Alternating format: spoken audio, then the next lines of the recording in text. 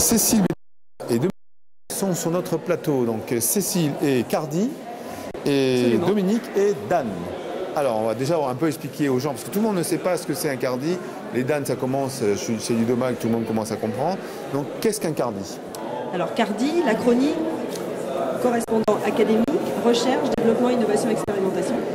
C'est une mission académique de conseiller de la rectrice en fait, sur tout ce qui est innovation appliquée aux apprentissages essentiellement, avec les liens avec la recherche, les universités, les laboratoires. On est vraiment centré sur les pratiques pédagogiques, les gestes professionnels des enseignants et l'innovation au sens très large du terme. Ça va de l'innovation toute simple dans la classe, quand l'enseignant change une pratique quotidienne, à la démarche innovante en équipe, pilotée dans l'établissement sur une démarche beaucoup plus centrée, j'allais dire, sur une thématique précise. Ça peut être les espaces d'apprentissage, ça peut être le numérique aussi, on va en parler, autour du BIOD par exemple. C'est tout ça, c'est le champ de l'innovation au sens très large du terme. Donc Dominique Iré, donc Dan, ça veut dire? Alors, les DAN sont les délégués académiques au numérique. Ce sont des postes de conseillers de recteurs et de rectrices aussi, et qui sont missionnés pour pouvoir accompagner la politique du numérique éducatif dans une académie. Donc c'est à la fois des imbrications avec les collectivités territoriales qui sont nos partenaires. On est aussi sur le champ de l'évolution des pratiques pédagogiques dans la classe avec des outils ou des ressources numériques. Et on se trouve aussi régulièrement sur des sujets communs, puisqu'une partie de l'innovation aujourd'hui se fait à travers des outils numériques. Et on est amené de plus en plus finalement à travailler ensemble au sein finalement de groupes opérationnels qui s'organisent petit à petit et qui ont vocation de valoriser les initiatives prises dans les établissements et de faire en sorte que ce qui marche et ce qui est efficace puisse, si c'est évalué en tout cas comme tel, être répandu à droite et à gauche, parce que c'est pour le bénéfice des élèves que ces actions se mettent en place. Alors il y a un métier, effectivement les métiers sont très proches, mais j'entends dans ce que dit Dominique que le Dan est là pour relayer quelque part la politique du ministère en matière de numérique. Un effort particulier sur ça. Est-ce que dans l'innovation, on est dans le même cas de figure, ou vous êtes là plutôt pour faire du bottom-up? Je crois que c'est les deux. C'est-à-dire que c'est quelque chose qui doit venir du terrain, quelque chose qui vient du terrain et qui permet justement de valoriser un certain nombre de nouvelles pratiques pédagogiques. Et puis il y a aussi une réponse à ce qui vient du ministre, c'est-à-dire que si on est par exemple sur des CPD doublés, on va aller voir comment est-ce qu'on peut accompagner les enseignants dans des pratiques pédagogiques différentes, dans le CPD doublé, mais ça peut être plein de choses. C'est pour ça que c'est vraiment une vision globale de l'innovation qui à la fois vient du terrain, qui se nourrit du terrain, mais qui aussi impulse sur le terrain un certain nombre de démarches. D'accord. Les sujets qui vous réunissent donc aujourd'hui, donc c'est l'Académie de Poitiers. On sait qu'il y a beaucoup d'innovation dans le numérique, et donc vous êtes amenés à travailler souvent ensemble. J'allais dire que non seulement il faut qu'on travaille ensemble, mais c'est absolument une nécessité pour donner du sens au projet. C'est-à-dire que si on a des cloisons très étanches entre le numérique et l'innovation, si moi je ne sais pas ce qui se passe en termes de numérique, si Dominique ne sait pas si un établissement veut se lancer dans une démarche innovante et qui s'est lié à du numérique, on est complètement hors sol. C'est-à-dire que finalement, il ne se passe rien. On est au service du terrain et des enseignants aussi. Quand par exemple un établissement se lance dans une démarche qu'il considère comme innovante et qui embarque des outils numériques, on n'est pas forcément tout de suite informé. En revanche, les réseaux justement d'enseignants innovants peuvent l'être. Donc globalement, c'est aussi une façon, ce travail en tout cas ensemble, c'est une façon de pouvoir aussi identifier certains terrains, certaines idées et de pouvoir les accompagner pour enlever les différents écueils qui peuvent arriver. Et concernant le numérique, on sait qu'il y en a des écueils. Ça peut être tout ce qui relève du choix des équipements, du travail avec le partenaire de la collectivité territoriale. Donc là, on est aussi en appui aux différentes équipes. C'est l'un des sujets. D'autres sujets, c'est par exemple aussi les partenariats qu'on fait avec la recherche, avec les universitaires. À certains moments aussi, il est intéressant de pouvoir valoriser ça, de pouvoir faciliter les choses en fait. On a longtemps dit que les DAN ou les CARDI, c'était des agrégateurs de compétences. Donc on s'y efforce en tout cas en travaillant en synergie. Oui, des passeurs d'innovation, je pense que c'est le mot qui est accompagnateur et passeur d'innovation. Et pour moi en tout cas, l'expertise de Dominique en termes de numérique est essentielle. C'est-à-dire qu'il y a des sujets, des démarches innovantes axées sur le numérique où je ne peux pas finalement me prononcer de façon experte, et donc son éclairage est essentiel. Alors j'imagine que vous tous deux, vous faites partie de vos réseaux respectifs, nationaux, puisqu'en fait, il y en a un dans chaque académie, chacun est dans... pour vous comparer, donc est-ce que l'Académie de Poitiers est une terre d'excellence en matière d'innovation, qu'elle soit numérique ou au sens large? Ou est-ce que on est dans une moyenne nationale? Est-ce que la configuration, par exemple Poitiers, avec un pôle universitaire assez fort par rapport à un tout petit territoire, n'a pas une incidence sur ce genre de choses? Est-ce que je me trompe ou pas? Alors, c'est quoi le sentiment, on va dire? Peut-être qu'il n'y a pas d'enquête qui a été faite, mais...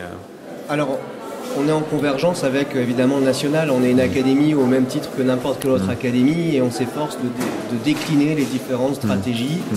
Donc pour ça, on va dire, on n'est ni meilleur ni moins bon que les autres.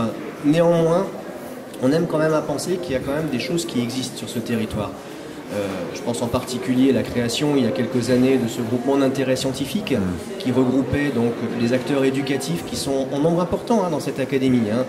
Le GIS, puisque c'est de lui qu'on parle, regroupe les 2 universités de Poitiers et La Rochelle, regroupe les 3 opérateurs de l'éducation nationale, le CNED, les NESR et puis le réseau Canopé, le CNAM, l'Académie de Poitiers, alors l'espace Mendes France qui est aussi un peu plus local, et puis aussi depuis un peu plus récemment le réseau des professionnels du numérique, donc notre incubateur de EdTech. Et on a mené un travail de fond aussi avec mes 2 collègues de Bordeaux et de Limoges pour faire en sorte que ce domaine qui s'est développé et qui fait un peu l'expertise aussi de Poitiers s'étende sur l'ensemble de la région académique Nouvelle-Aquitaine.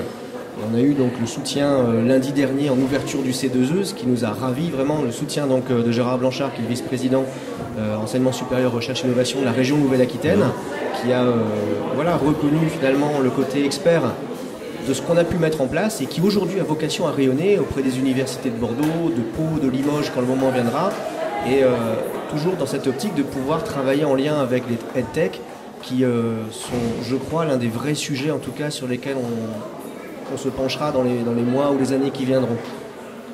D'accord. D'autres points de vue sur Poitiers et le reste du monde? Alors évidemment, je ne peux que dire que l'Académie de Poitiers est un terrain, on va dire, propice en tout cas à l'innovation.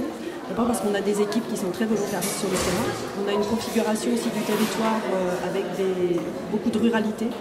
Et justement, notre rectrice est très volontariste sur ce point-là et veut vraiment valoriser ces territoires pour que justement ils ne soient pas en marge. Et il se passe beaucoup de choses sur les territoires ruraux, donc à nous, avec Dominique, de justement ne pas laisser sur le bas-côté et de les valoriser, c'est aussi notre travail. On n'a pas toujours valoriser ce qui se voit, mais aussi aller vers ce qui se voit moins et qui mériterait d'être vu. Et ça, je pense que c'est vraiment le cœur de notre mission.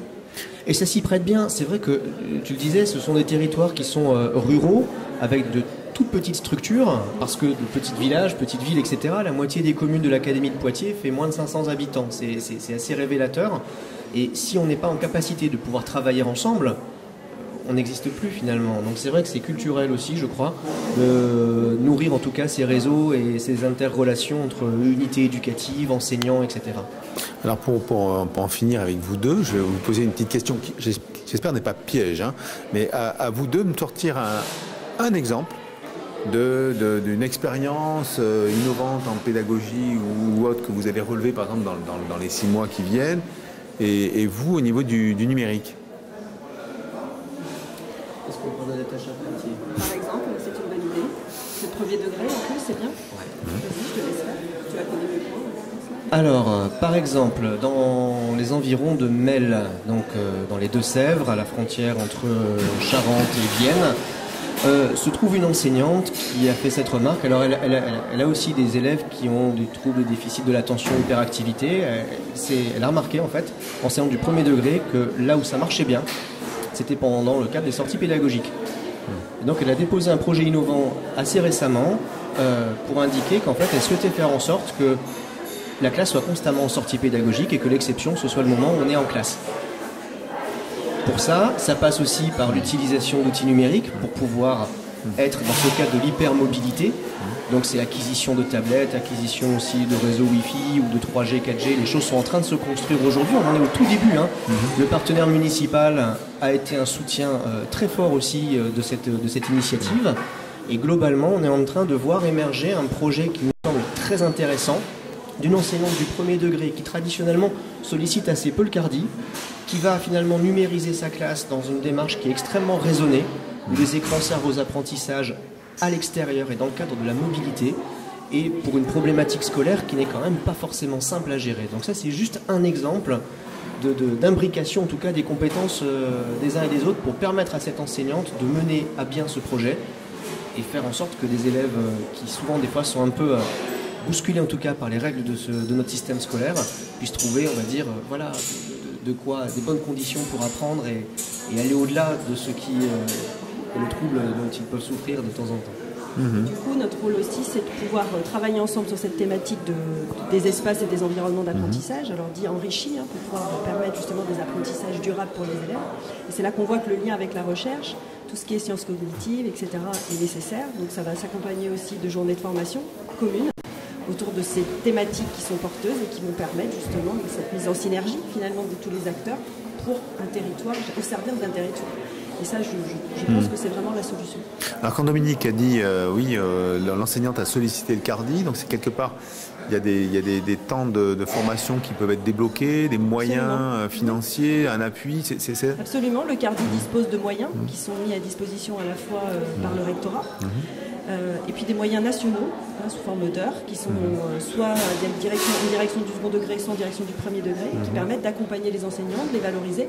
C'est jamais à la hauteur de l'investissement qu'ils ont, ça on le sait, mais c'est au moins un intérêt qu'on leur porte. Et puis derrière, il y a aussi des visites sur place, des visites de classe, des visites croisées entre différents acteurs, des inspecteurs, des conseillers pédagogiques. Donc tous ces acteurs finalement éducatifs au service des apprentissages se parlent, discutent entre eux pour trouver les meilleures solutions et les meilleurs accompagnements possibles. Pour le projet en question. Pour le projet en question et pour les élèves surtout. Une task force, comme c'est comme ça que ça s'appelle, en tout cas dans l'Académie de Poitiers. On en est assez fiers de cette task force, ce groupe opérationnel, parce qu'en effet, il permet de faire tomber les cloisons, de faire tomber les murs. Si moi j'ai un projet numérique et que j'en informe pas le DAN, ça n'a pas d'intérêt. Si j'ai un beau projet innovant qui touche par exemple le parcours artistique et culturel et que le service du rectorat de la DAC n'est pas au courant, ça n'a pas de sens non plus. Il se passe des choses intéressantes, ça on le sait, sur tous les terrains. Quand on voit par exemple le succès ou l'intérêt que peuvent susciter des films comme Une idée folle par exemple. Voilà, Une idée folle, c'était quelques écoles aussi un peu expérimentales. Et nous, notre objectif, c'est de montrer que ce n'est pas que dans des écoles expérimentales avec une étiquette donnée qu'il se passe des choses passionnantes. C'est dans l'enseignement public, ordinaire, où des enseignants font un travail remarquable et fantastique. Donc ça, on est tout à fait dans cette logique d'être fiers, en tout cas, de la qualité professionnelle de nos enseignants. C'est dans les logiques aussi qui ont été là. On voulait une école qui soit à l'offensive sur l'excellence scolaire. Et c'est le cas. Bien, merci. C'est une belle conclusion. Oui, je crois. Hein Si tu le dis. Merci Cécile, merci Dominique. Merci.